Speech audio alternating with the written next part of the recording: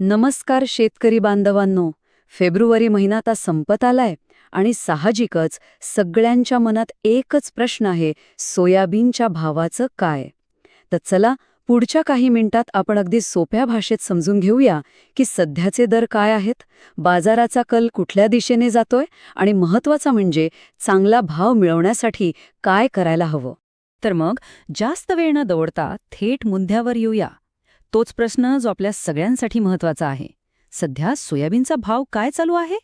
तर बघा, सध्या संपूर्ण महाराष्ट्राचा जर आपण एक सरासरी आकडा पाहिला तर तो आहे साधारणपणे 4,800 ते 5,100 रुपये प्रति क्विंटल. म्हणजे सोप्या भाषेत सांगायचं झालं तर किलोला साधारण 48 ते 51 रुपये. आता हा झाला सरासरी भाव, पण वेगवेगळ्या बाजारपेठांमध्ये यात किती आणि कसा फरक पडतोय ते आपण पुढे बघूच. पण जसं मी म्हटलं, हा झाला सरासरी भाव. खरा खेळ तर वेगवेगळ्या बाजार समित्यांमध्ये असतो, नाही का? चला तर मग काही महत्त्वाच्या बाजारपेठांमध्ये काय दर चाललेत त्यावर एक नजर टाकूया. हे बघा, इथे 21 ते 23 फेब्रुवारी दरम्यानचे आकडे आहेत. लातूरमध्ये बघा, भाव 5,178 पासून अगदी 5,290 रुपयांपर्यंत गेलेला दिसतोय. म्हणजे दर खूपच चांगला आहे. या उलट वाशिममध्ये तो बरोबर 5,000 रुपयांवर स्थिर आहे. अमरावती आणि रिसोडमध्ये दर जवळजवळ सारखेच आहेत, पण अकोल्यातलं चित्र मात्र जरा वेगळं आहे. तिथे बघा, कमीत कमी भाव 4,505 आहे, तर जास्तीत जास्त थेट 5,270. केवढी मोठी तफावत आहे ही. यावरून एक गोष्ट अगदी स्पष्ट होते, नाही का, की आपण आपलं पीक कोणत्या बाजारात विकतोय यावर दरांमध्ये जमीन आसमानाचा फरक पडू शकतो. कारण कसं आहे, प्रत्येक बाजारपेठेचं गणित वेगळं असतं. तिथली स्थानिक मागणी, मालाची आवक किती आहे, मालाची गुणवत्ता कशी आहे, या सगळ्या गोष्टी महत्त्वाच्या ठरतात. म्हणून विक्रीचा निर्णय घेण्याआधी आजूबाजूच्या बाजारपेठांमधले दर तपासून घेणं हे खूपच महत्त्वाचं आहे.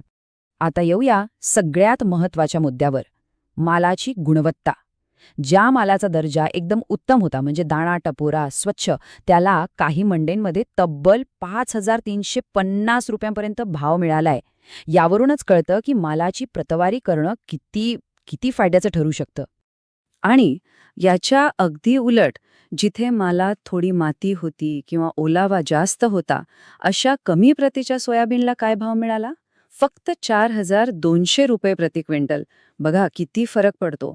चांगल्या आणि खराब माल जर एकत्र करून विकला तर चांगल्या मालाचाही भाव मारला जातो.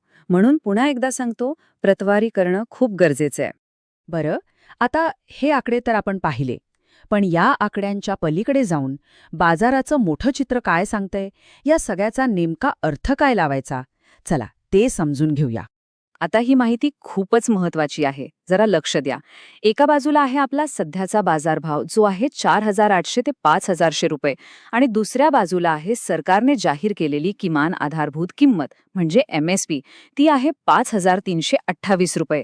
याचा सरळ सरळ अर्थ काय होतो, तर सध्या बाजारात मिळणारा भाव हा सरकारच्या हमीभावापेक्षा कमी आहे, आणि म्हणूनच अनेक शेतकरी एकतर सरकारी खरेदी सुरू होण्याची वाट बघतायत किंवा बाजारात भाव वाढतील अशी अपेक्षा ठेवून आहेत. इथे एक अजून इंटरेस्टिंग गोष्ट लक्षात घेण्यासारखी आहे. जे सोयाबीन स्वच्छ करून पॅकिंग करून थेट किरकोळ बाजारात विकलं जाते ना, त्याला प्रति किलो 50 ते 60 रुपये दर मिळतोय. म्हणजे बघा, यातून एक संधी दिसते. थेट विक्री किंवा अगदी छोट्या प्रमाणावर प्रक्रिया करून आपण आपल्या मालाचं मूल्यवर्धन करू शकतो. ठीक आहे, तर मग या सगळ्या आकड्यांवरून एक प्रश्न उभा राहतो, बाजाराची दिशा नेमकी काय आहे? इथून पुढे भाव वाढणार की असेच स्थिर राहणार? तर बघा, बाजाराची पुढची दिशा मुख्यत्वे 3 गोष्टींवर अवलंबून आहे. पहिली गोष्ट, बाजारातली आवक, जी सध्या तरी मध्यम स्वरूपाची आहे. दुसरी गोष्ट, जर ही आवक कमी झाली, म्हणजे शेतकऱ्यांनी माल विकायला आणणंच थांबवलं, तर साहजिकच मागणी पुरवठाच्या नियमाप्रमाणे भाव वाढू शकतात. आणि तिसरी, सगळ्यात महत्त्वाची गोष्ट म्हणजे आंतरराष्ट्रीय बाजार आणि तेलबियांची मागणी. याचा थेट परिणाम आपल्या देशातल्या दरांवर होत असतो. तर मग या सगळ्या माहितीचा विचार करून आता आपण काय करायला हवं? चांगला भाव पदरात पाडून घेण्यासाठी कोणती पावलं उचलायला हवीत? योग्य निर्णय घेण्यासाठी या 4 गोष्टी पक्क्या लक्षात ठेवायच्या. 1. भाव रोज बदलतात, त्यामुळे रोजच्या दरांवर बारीक लक्ष ठेवा. 2. मालाच्या दर्जाचा दरावर थेट परिणाम होतो, म्हणून मालाची प्रतवारी नक्की करा. 3. माल विकायला नेण्यापूर्वी आपल्या जवळच्या बाजार समितीतले ताजे दर काय आहेत हे एकदा तपासून घ्या. आणि 4. बाजारात आवक कशी आहे याचा एक अंदाज घ्या. कारण आवक कमी असताना माल विकल्यास चांगला भाव मिळण्याची शक्यता नेहमीच जास्त असते.